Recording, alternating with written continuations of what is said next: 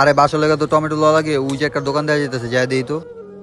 ভাই টমেটো কত কইরা? আরে ভাই টমেটো লাগবে, টমেটো 50 টাকা কেজি।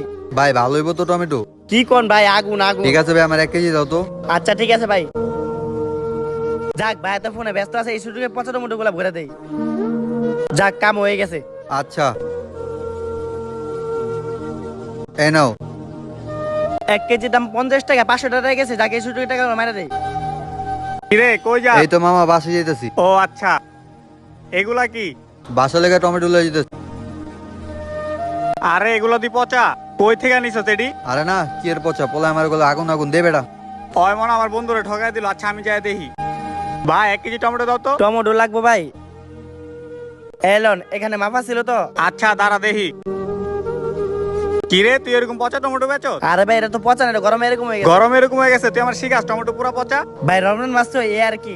তাই বলে রমজান মাসে তুই মানুষ এভাবে ঠকাবি? শোন, ব্যবসা আমাদের নবীজিও করতো, কিন্তু এটা হালাল ব্যবসা, এরকম হারাম ব্যবসা করতো না। ব্যবসা করলে সবসময় হালাল ভাবে করবা, হারাম ভাবে না।